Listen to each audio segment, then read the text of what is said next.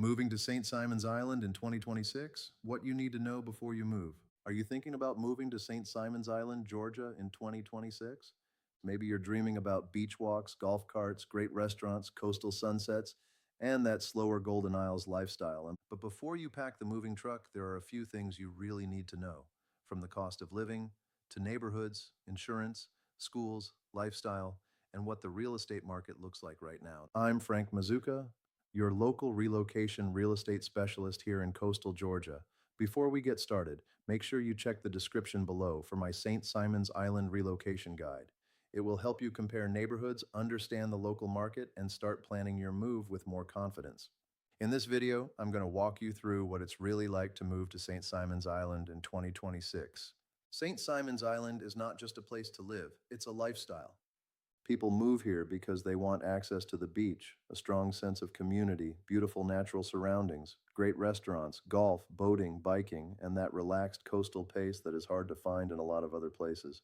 You got the lighthouse, the pier, the village area, East Beach, moss-draped oak trees, marsh views, and year-round outdoor living. For a lot of buyers, St. Simon's Island gives you that coastal lifestyle without feeling as crowded or overbuilt as some of the bigger beach markets in Florida or the Carolinas. But, and this is important, St. Simon's Island is not the cheapest place to live. You're paying for location, lifestyle, scarcity, and quality of life.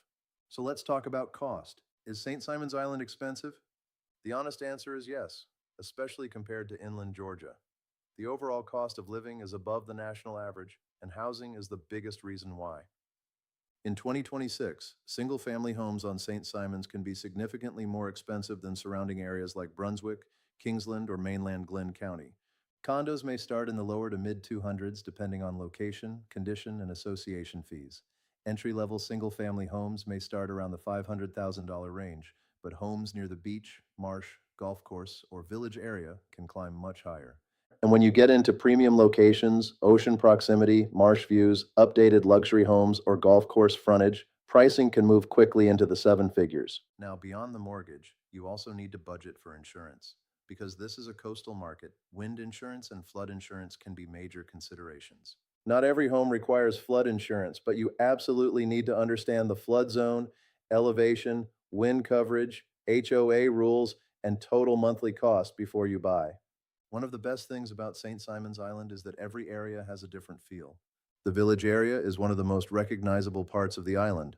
This is where you'll find the pier, lighthouse, shops, restaurants, and that walkable island energy. If you like being close to activity, dining, and waterfront views, the village may be a great fit. East Beach is one of the most desirable areas for people who want classic beach living. You'll see cottages, vacation homes, full-time residences, and easy access to the sand. It has a quieter feel than the village, but still keeps you close to everything. Mid-Island is very popular for full-time residents because it gives you convenience. You're close to grocery stores, parks, schools, restaurants, and you're still just a short drive or bike ride from the beach or village. You'll find condos, townhomes, and single-family homes here, often with a more practical residential feel. And if you're watching this and wondering which part of St. Simon's Island is actually right for me, comment SSI below or reach out to me directly. I'll help you compare the Village, East Beach, Mid-Island, the Sea Island Road area, and the North End based on your lifestyle, budget, and goals. The Sea Island Road corridor has a more refined, upscale feel with beautiful neighborhoods, golf, marinas, and convenient access towards Sea Island and other parts of St. Simon's. Then you have the North End, which is more peaceful, natural, and spread out. This is where buyers who want privacy, marsh views, wildlife, and a slower pace often focus their search. The key is this: there is no one best area of St. Simon's Island. The best area depends on how you actually want to live. Do you want walkability, beach access, privacy, investment potential, lower maintenance, a full-time neighborhood feel? Those answers will guide the search. The St. Simon's Island real estate market in 2026 is not one size fits all. Some properties are still moving quickly, especially if they are priced correctly, updated, and in a highly desirable location. But buyers also have more choices than they did during the peak frenzy. That means pricing, condition, insurance costs, and location matter more than ever. New construction is also part of the conversation. There are modern homes and updated floor plans available in and around the island, but land is limited and location still drives value. If you're buying, you need to look beyond just the list price.